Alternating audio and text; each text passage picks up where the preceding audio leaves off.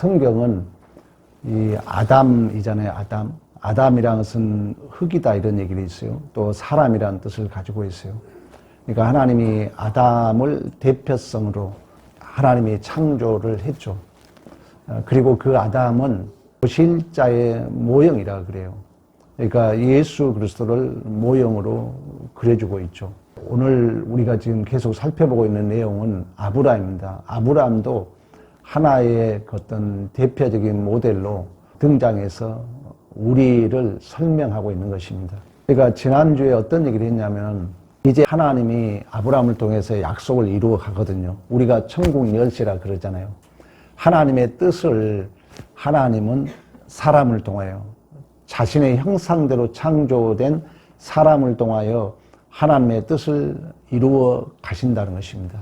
그래서 아브라함이 약속한 게 뭡니까? 하늘의 별같이 땅의 티끌같이 바다의 모래알같이 너의 후손을 주겠다. 그러면은 아브라함을 통해서 씨가 나와야 되잖아요. 물론 이 씨는 예수 그리스도를 얘기하고 있고 예수 그리스도 씨로 말미암아 오늘 또 우리 귀한 성도님이 주님 손에 오신 줄로 믿습니다. 근데 문제는 뭐냐면은 하나님이 이러한 아브라함을 통해서 그 씨를 약속해 줬고 그 씨를 하나님께서 이제 줘요. 21장 다음 주에 가면은 하나님이 약속한 대로 이삭을 출생하게 합니다. 아브라함이 100세 또 사라가 90세에 그 생명을 출생하게 합니다. 근데 문제는 뭐냐면은 그러면 우리가 이럴 수 있잖아요. 하나님이 좀 우리를 실망도 없고 절망도 없고 우리의 실수도 없고 우리의 잘못도 없고 이렇게 순조롭게 이렇게 일들이 잘 진행되어서 딱 아브라함이 하나님의 약속대로 이삭을 출생하면 얼마나 좋겠습니까? 근데 성경은 신비하게도 그렇게 이끌어 가지 않는다는 데 하나의 문제가 있는 것입니다. 그러니까 오늘 우리가 읽었던 이 20장에서는 왜 그러냐면 하나님은 결국 그 은혜라는 항복을 받아내기를 원하거든요. 내가 무엇을 가졌습니까? 내가 무엇을 알고 있습니까? 성경의 가장 중요한 것은 이것은 내 노력으로 주어진 게 아니라는 것을 항복시키 가신다는 하나님은. 그래서 하나님이 가장 기뻐하는 소리는 뭐냐? 여러분들이 교회 생활하면서 하나님의 은혜였습니다. 하나님이 이렇게 하셨습니다. 이거보다도 하나님이 더 기뻐한 소식이 없어요. 하나님이 가장 싫어한 거 뭐냐면 내가 있습니다. 가장 하나님이 싫어한다는 거예요. 교회 생활 처음 하신 분들은 이런 말이 좀 마음이 그럴 수 있어요. 그러나 하나님은 철저하게 그런 의미에서 중요한 이 삶의 여정의 섭리가 뭐냐면은 내 실수를 하나님은 허용하고 폭로시킵니다. 이것이 이제 안 끼어지면은 우리는 내 바벨탑을 살 수밖에 없어요. 성경은 그걸 철저하게 강조하고 있다는 것입니다. 그래서 아브라함은 자기 아내를, 여러분 생각해봐. 내가 내 아내를 다른 남자에게 팔 수 있어요? 아브라함은 그렇다는 거예요. 2번씩이나. 그러니까 이 아브라함을 얘기하지만 우리를 얘기하고 있는 거예요. 우리는 내 자존심 상하면 죄송합니다. 여러분 아내를 얼마나 심판하고 정죄했습니까? 또 우리 여자들도 죄송합니다. 내 기분 상하면 여러분 남편 원수라고 그러잖아요. 그건 성경은 폭로시키고 있는 거예요. 그러니까 네 잘난 체 하지 말라는 거예요. 모든 게 하나님의 은혜인 줄로 믿습니다. 그래서 창세기 12장에 아브라함이 어려움이 있으니까 기근을 피해서 남방으로 내려가서 이집트 애굽까지 내려간 거예요. 그 애굽에 내려가서 바로 왕에게 자기 아내를 누이라고 속이면서 팔아먹죠. 진짜 팔아먹은 거예요. 그래서 엄청난 부를 챙깁니다. 그리고 하갈이라는 종도 챙깁니다. 그리고 세월이 흘러서 20장 오늘 본문 2절에도 그런 얘기 하잖아요. 그의 아내 사라를 자기 누이라 하였으므로 그랄 왕 아비멜렉이 사람을 보내어 사라를 데려갔더라. 우리의 신앙생활이 꼭 이걸 아셔야 됩니다. 하나님이 왜 우리에게 광야를 주셨는가? 왜 인생이 맨날 좀 오르막길만 있으면 얼마나 좋으련가? 근데 우리 안에 내리막길도 있다는 것입니다. 내가 실수를 한 번도 안 하면 얼마나 좋겠습니까? 근데 우리는 실수하도록 하나님이 내버려 둔다는 거예요. 이런 믿음이 있을 때 여러분들이 교회 안에 어떤 일도 우리는 부정적으로 볼 수 없다는 거예요. 분명히 하나님은 아브라함이 하나님을 알아가는 과정에서 자신의 정체성을 확인하는 그 차원에서 우리에게 때로는 이러한 내리막길을 주고 오르막길을 주고 때로는 우리의 실수를 허용한다는 거예요. 내버려 둔다는 거예요. 내버려 둬서 철저하게 내 실수를 내가 보게 함으로 말미암아 내가 다시금 무엇을 알고 있다면 내가 무엇을 소유했다면 모든 것이 하나님의 은혜인 줄로 믿습니다. 그래서 하나님은 이처럼 반드시 약속의 후손이 태어나는 이제 21장 바로 앞 20장에 아브라함이 얼마나 부족한 자인가를 다시 한번 폭로하고 그렇게 부족한 아브라함이지만 하나님의 은혜는 하나님의 언약 백성에게 부어져서 약속의 후손이 출생하게 된 줄로 믿습니다. 그러니까 우리가 아무리 이렇게 우리의 연약함이 있어도 우리의 부족함이 있어도 우리의 실수가 있어도 여러분 자식 포기할 수 없잖아요. 아버지와 아들 관계가 성경 전체 이야기예요. 도덕경의 최고의 윤리의 경지는 뭐라 했어요? 아버지 마음이라고 나옵니다. 교회에서도 마찬가지예요. 내가 얼마나 아버지 마음을 갖느냐 싸움이라는 거예요. 또 다른 말은 그 아버지를 가지는 우리의 자녀의 마음이에요. 이게 전부예요, 성경. 언약의 전부예요. 내가 너의 아버지가 되고 너는 나의 자녀가 되리라. 할렐루야. 오늘 본문에도 여러분 아비멜렉이 잘못했는가 아브라함이 잘못했는가 우리 지난주에 확인했잖아요. 사실 아브라함이 훨씬 잘못한 거거든요. 아비멜렉은 처음부터 이 아브라함의 아내를 빼앗고자 하는 마음이 없었어요. 아브라함이 스스로 겁먹고 자기 아내를 한마디로 이 아비멜렉에게 바치다시피 합니다. 그러나 하나님은 사실 아브라함을 책망하기 전에 여러분 내 자식이 잘못해가지고 어떤 친구들과 싸운다면 솔직히 부모 마음은 남의 자식 먼저 책망하고 싶죠. 부모 마음이에요. 하나님 우리를 향한 마음이라는 거예요. 그래서 오늘 하나님께서 7절에 그 얘기를 하는 거예요. 야 이제 그 사람 아내를 돌려보내라. 하나님이 지금 아비멜렉에게 그러는 거예요. 야 그는 선지자다. 아브라함을 선지자라 그러는 거예요. 우리가 아무리 부족하고 아무리 연약하고 아무리 실수가 많다 할지라도 하나님은 여러분들을 통하여 하나님 나라가 이 땅에 실현되고 하나님의 의가 이 땅에 재현되는 여러분들을 하나님은 선지자로 여러분들을 하나님의 나라의 주인공으로 삼으신 줄로 믿습니다. 그러면서 뭐랍니까? 그가 너를 위하여 기도하여야 내가 살리라. 오늘 17절도 그러잖아요. 아브라함이 하나님께 기도함에 하나님이 아비멜렉과 그의 아내 여종을 치료해 주셔서 출산하게 하신 줄로 믿습니다. 우리의 존재가 그렇다는 거예요. 앞으로 계속 전도를 다닐 거니까 이제 우리는 절대 말 한마디도 조심해야 된다. 이제 우리의 행동 하나하나 조심해야 된다. 여러분들의 책임이에요. 이제 이 동네에 사는 한, 여러분들이 주님 손교에 사는 한 절대 어디 가게 가서 막 너무 깎으려고 하지 말고 또 여러분 언어 조심해야 되고 그러니까 내가 전도해 보니까 아 전도하면은 정직해지겠다. 전도한 사람은 진실해지겠다. 전도한 사람은 하나님 앞에 바로 살겠다. 이런 생각이 들더라고요. 왜? 전도를 하게 되면 내가 하나님 자녀라고 증언해야 되니까. 우리의 존재가 그렇다는 것입니다. 오늘 하나님께서 아브라함이 비록 실수하고 못나 보이지만 여전히 하나님은 그 아브라함을 향한 그 신실한 약속은 포기하지 않고 있는 줄로 믿습니다.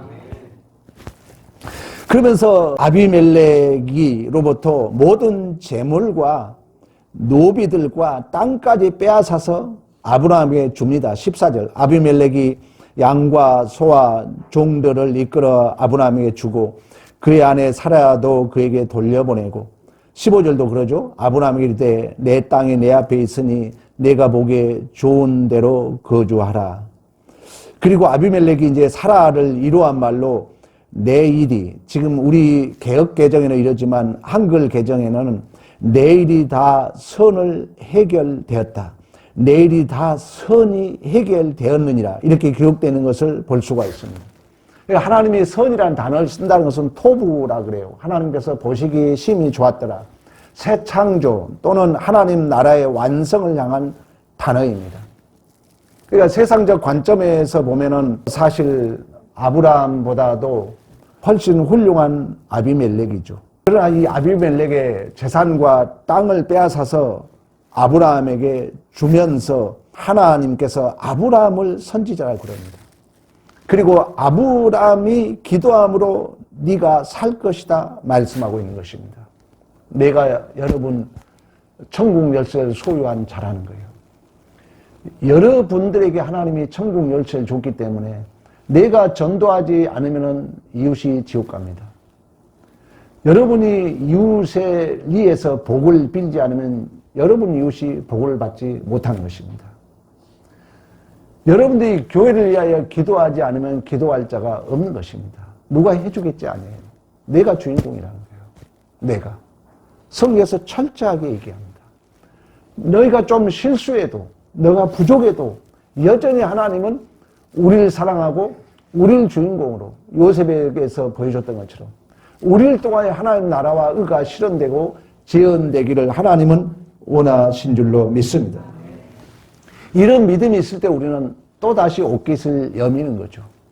또다시 우리는 가슴을 조아리면서 그래 내가 하나님 뜻대로 바르게 살아야 되겠다 이러한 진정한 믿음이 격발되는 것입니다. 그래서 성경 수없이 너가 실수해도 너가 못나도 너가 아무리 너의 부족함이 있다 할지라도 하나님은 여전히 우리를 사랑하시며 우리를 통하여 하나님의 뜻과 하나님의 약속을 성취해 가길 원하신 줄로 믿습니다. 이처럼 택함 받은 백성은 이미 예수 그리스도 안에서 모든 죄를 해결하셨기 때문에 하나님 아버지께서는 그 자녀를 바라볼 때 어떤 잘못이 있다 할지라도 그 잘못을 바라보지 않고 사랑으로 그 자녀 편이 되어 주신 줄로 믿습니다. 나이가 먹으니까 조금씩 그렇게 되더라고요. 젊었을 때는 내 자식이 미웠어요. 잘못하면. 근데 이제 나이가 먹어간 것 같아요. 이제 아버지의 자리에 선 것 같아요. 여러분도 마찬가지예요. 신앙이 50년 해왔다, 30년 해왔다, 40년 해왔다. 교회의 허물을 보기 전에 예수 그리스도의 십자가의 보혈의 피값을 먼저 생각하면서 누가 잘못해도 누가 실수해도 내 자식을 바라보는 마음으로 바라보는 것이 하나님 마음인 줄로 믿습니다. 오늘 하나님이 아브라함에 향한 마음이에요. 왜? 이미 예수 그리스도께서 우리의 모든 대속의 피값을 치렀기 때문에 그 하나님은 우리를 바라볼 때 우리의 잘못을 보기 전에 우리의 허물을 보기 전에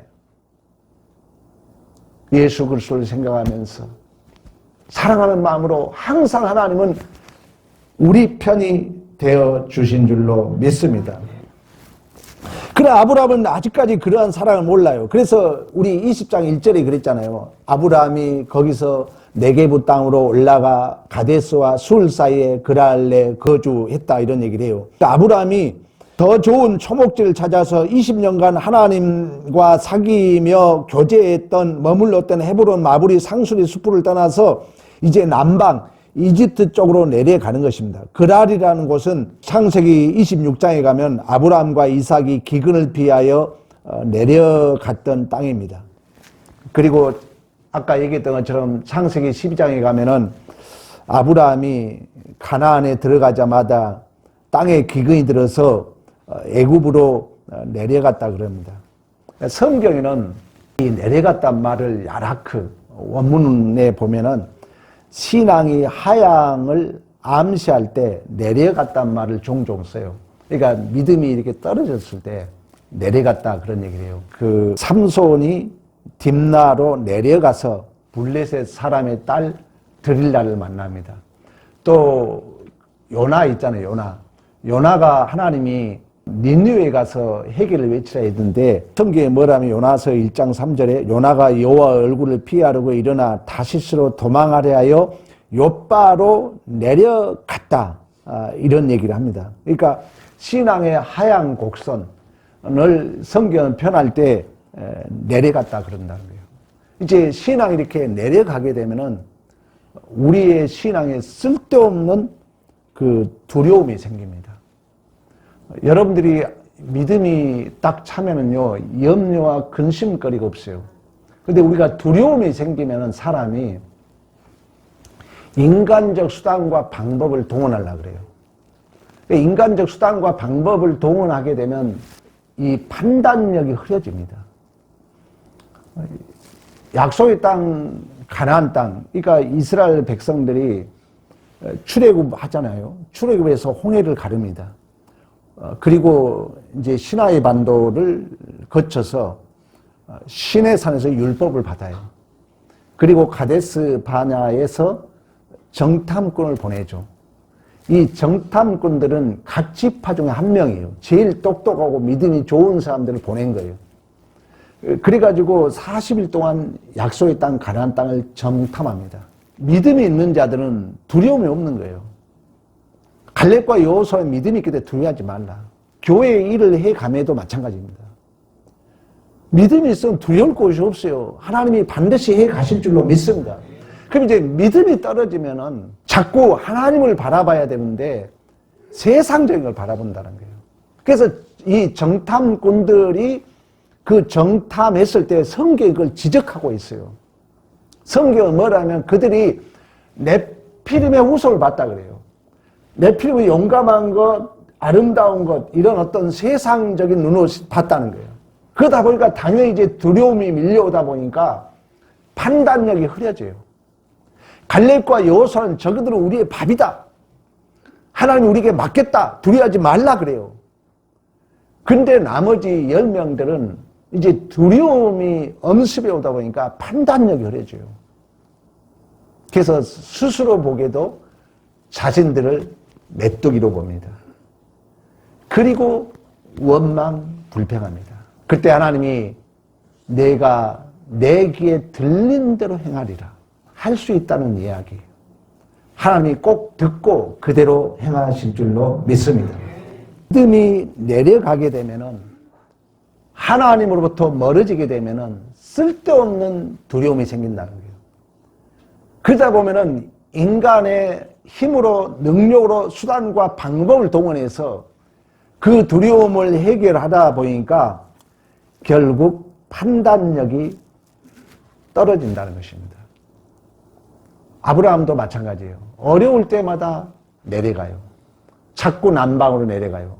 그 남방에 내려가서 결국 이제 판단력이 흐려지니까 2번씩이나 자기 아내를 쉽게 말하면 속이고 어떻게 보면 팔아먹는 그런 죄를 범하면서 오늘 13절도 그런 얘기를 합니다. 우리 13절 봅니다. 하나님이 나를 내 아버지 집에 떠나 두루 다니게 하실 때에 내가 아내에게 말하기를 이후로 우리가 가는 곳마다 그대는 나를 그대의 오라비라 하라.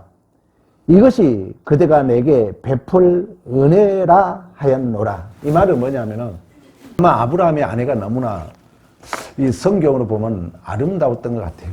그러니까 아브라함은 아예 그 갈대아 우르를 떠날 때부터 아브라함은 자기 아내를 어쨌든 이용해가지고 자기의 어떤 안전과 풍요를 지키고자 하는 그런 마음이 있었음을 성경은 말씀해주고 있어요. 그러니까 그 과정에 우리가 그러잖아요. 하나님의 여러분들이 수없는 은혜를 경험해도 나의 자존심과 나의 이기심이 결부되면은 은혜는 각 잊어먹잖아요. 그리고 내 본성이 나를 주장하게 되거든요. 철저하게 지금 아브라함의 그걸 고발하고 있는 거예요. 아브라함은 처음부터 우리 인간의 본성은 그렇다는 거예요. 다 내 중심적이에요. 다 나 이기적이에요. 근데 그 과정에 수없는 은혜를 경험하잖아요. 그래도 막상 이제 또 두려움이 닥치면은 그런 이기심이 우리의 어떤 그런 자존심이 우리 안에 다시 이렇게 모락모락 올라올 수밖에 없다는 것입니다. 그러니까 아브라함을 지금 다시 한번 이 13절에 성경은 고발하고 있는 거예요. 너 원래 이런 사람 아니었냐? 너 처음부터 너 아내를 이용해서 너 안전이나 지키고 너 용모나 너는 지키고자 하는 마음이 있었지 않느냐? 이렇게 지금 고발하고 있는 것입니다. 그러니까 인간이 죄라는 것은 원뜻으로는 하마르티아예요. 진리에서 벗어난 걸 죄라 그럽니다. 원어적으로. 그러니까 이걸 좀 더 응용하면은 죄라는 것은 내가 선악과의 주체가 되는 게 죄예요. 또 다른 말로 말하면 죄라는 것은 내가 왕이라는 울타리 안에 사는 거예요. 그건 구원받았다는 말은 뭐냐면은 이러한 내가 왕이고 내가 선악과의 주체였던 이 죄에서 우리는 해방돼야 될 줄로 믿습니다. 여기서 해방되지 않으면은 잘못하게 되면 신앙생활을 하면서도 평생 내 자아를 우상으로 섬기는 그런 오류에 빠질 수 있다는 거예요. 하나님이 가장 싫어한 게 뭡니까, 여러분? 내 자신의 성을 쌓는 거거든요. 그런 얘기 했잖아요. 진리에서 벗어나는 자기의 성, 자기의 바벨탑. 이건 진리가 아니잖아요. 여러분, 행복이 뭡니까? 내가 사실 가진 의가 뭡니까? 행복의 척도가 뭡니까? 성공의 척도가 뭡니까? 더 많이 가진 것 뿐이잖아요. 그렇지 않습니까? 여러분 한번 가만히 생각해 보시오. 하나님이 이러한 그 자신의 성을 쌓는 것을 성경에 말씀해 주고 있어요. 가인에서 보여주고 있는 것처럼, 바벨탑에서 보여주고 있는 것처럼. 근데 이러한 데서 해방되지 않으면은 평생 이 내 자신을 우상으로 섬기는 거예요. 그러다 보면은 내 잔꾀를 의지하게 되고 내 자신을 우상으로 섬기기 위하여 하나님을 잘못하면은 수단과 방법으로 이용할 오류에 빠질 수 있다는 거예요. 그래서 성경은 오늘 아브라함을 통해서 철저하게 하나님의 은혜에서 벗어난 그 아브라함의 죄의 본질을 13절은 폭로시키고 있죠. 너 갈대아 우르 떠날 때부터 너 그런 마음 가지고 있지 않았느냐. 근데 하나님은 이러한 실수에도 부족하고 이러한 연약함에도 불구하고 이러한 실수, 이러한 수없는 그 아브라함의 잘못이 드러남에도 불구하고 하나님은 여전히 아브라함을 통하여 하나님의 약속을 이루시고 하나님의 은혜는 여전히 부어지고 있는 줄로 믿습니다. 이때 우리는 이제 변하는 거예요. 이때 우리는 하나님 앞에 순종하고 하나님 앞에 온전히 헌신하게 되는 줄로 믿습니다. 그러므로 하나님께서 우리가 그 어떤 잘못과 실수가 있다 할지라도 하나님은 우리의 잘못을 보지 않는다는 거예요. 우리의 실수를 보지 않는다는 거예요. 왜? 우리 죄를 위하여 자기 아들을 십자가에 못 박았기 때문에. 이게 복음이에요. 그 경지에 이르셔야 돼요. 누가 잘못해도 그 잘못을 보기 전에 우리 믿는 자는 예수를 보는 거예요. 이거 이해 못하면 구원이 뭔지 모르는 거예요, 여러분들이. 구원은 뭐냐? 내가 억울한 일을 당해. 내가 손해를 보고 있어. 저 사람이 분명히 잘못했어. 구원은 뭐냐? 누구 때문에 구원받죠? 예수 때문에 받는 거예요. 근데 내가 억울한 일을 당한 줄 알았는데, 내가 손해본 줄 알았는데, 수고하고 무거운 짐진 자다 다 내게로 라. 내가 너희를 쉬게 하리니 내 멍에는 온유하고 겸손하니 내 멍에를 빼고 배우라. 그리하면 너희 마음에 쉼을 얻는다 그랬잖아요. 그런 것처럼 유다 배너에서 너무 잘 보여주고 있는 거예요. 그 친구와 배너를 배신합니다. 모함으로 엄청난 고난에 처해요. 죽음의 위기를 겪습니다. 자기 어머니와 자기 누이 동생이 나병 환자에 걸립니다. 그래서 이제 배너는 그 친구를 죽이려고 다녀요. 그 죽이려고 다니는 과정 속에 예수를 만나요. 근데 예수님은 하나님의 아들인데 억울한 일을 당하고 있거든요. 예수는 아무 죄가 없으신데 십자가에 못 박아 죽거든요. 그러면서 예수님이 뭐라 합니까? 아버지, 저들이 저들의 죄를 알지 못합니다. 저들을 용서해 달라고 해요. 마지막 클라이막스가 뭐라고요? 그 말 한마디가 내 마음에 칼을 빼앗아 갔도다. 그러니까 예수로 인해서 내 억울함이 늑탈당해야 돼요. 구원이에요. 예수 때문에 저 사람을 정죄하고 싶은 마음이 침노당해야 돼요. 구원이에요. 예수 때문에 원수를 미워하고자 하는 마음이 내 안에서 빼앗겨 당해야 돼요. 구원이라는 거죠, 이게. 그래서 흔히들 목회자들이 이 배너 영화를 한 달에 한 번씩 본다는 이야기가 있는 것처럼 오늘 하나님도 그 마음을 보여주고 있는 거예요. 아브라함이 실수하고 잘못해도 하나님은 너가 선지자야. 너가 기도해야 너의 원수가 살 수 있어. 계속해서 강조하고 있는 것입니다. 또한 우리가 그러한 마음을 가져야 될 줄로 믿습니다. 여러분들 이제 이러한 마음을 가졌다면은 이제 신앙생활의 실존은 뭐냐? 우리 그러잖아요. 내 의가 내 자신을 숭배해서 내 어려움을 증명하고 싶고 내 어려움을 통해서 저 상대를 케어시키고 싶을 때마다 우리는 내가 왕 있는 자리에서 우리는 내려와야 돼요. 오늘 여러분 설교를 들었다면 그래서 항상 예수를 생각하는 마음으로 아버지의 마음으로 우리는 그 원수를 위하여 기도해야 되고 원수를 위하여 우리는 사랑하는 이러한 영적 싸움을 해야 될 줄로 믿습니다. 이처럼 믿음이라는 것은 여러분 이러한 하나님 안에서 예수 안에서 하나님 말씀 안에서 나의 존재와 인생의 분명한 가치와 기준이 설정되는 삶을 살아야 되는 것입니다. 우리 믿음이라는 것은 하박국 선지자가 고백했던 것처럼 무화과 나무에 소출이 없고 외양간에 소가 없을지라도 여호와로 말미암아 즐거워하리로다. 여호와로 말미암아 기뻐하리로다. 하나님 안에서 내 존재와 내 인생의 진정한 가치와 기준을 설정하고 살아야 돼요. 아무리 청소를 깨끗이 해도 쓰레기는 나옵니다. 그럼 누군가는 우리 주님이 어떻게 보면 죄송한 표현입니다. 쓰레기통 역할을 한 거예요. 우리 모든 허물을 다 본인이 담으신 거예요. 그러면 우리 교회도 마찬가지죠. 사람이 많아지면 어떻게 보면 죄송한 표현이에요.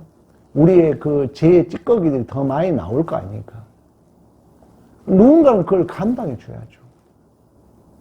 그 누군가가 우리 모두가 되기를 축복합니다. 그랬을 때 분명히 달라지는 거예요. 여러분의 공동체도 마찬가지입니다. 누군가는 그런 사람이 있어요. 여러분 친목회에 지금 있죠. 가까운 친구들 있죠. 저는 딱 생각나요. 저도 동창회가 많고 우리 모임들이 많지만 누군가는 그런 사람이 있어요. 농담해줘도 다 받아주고. 왜? 사람이 좀 연약함이 폭로돼야 재미가 있잖아요. 좀 누가 무시해도 웃어주고. 반드시 모든 공동체는 그런 사람이 있습니다. 그렇다 해서 여러분이 인격적으로 막 무시당하고 멸시하라는 의미가 아니에요.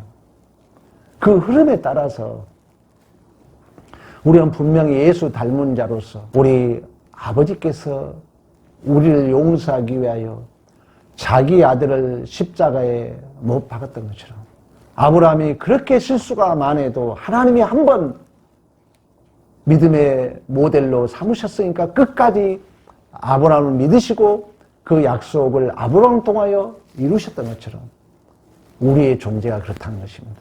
그렇다면 여러분들이 어떤 환경, 어떤 조건에 있다 할지라도 아비의 마음, 또 누군가의 그 흘려놓은 제 찌꺼기들을 우리 예수님이 다 십자가에서 감당했던 것처럼 우리 모두가 감당해가는 진정한 믿음의 우사 상속자, 너와 내 자손을 통하여 열국이 복을 받으라고 말씀하셨던 이러한 하나님 나라의 주인공 대리자, 증인으로서의 복 있는 삶이 되기를 간절히 축복합니다.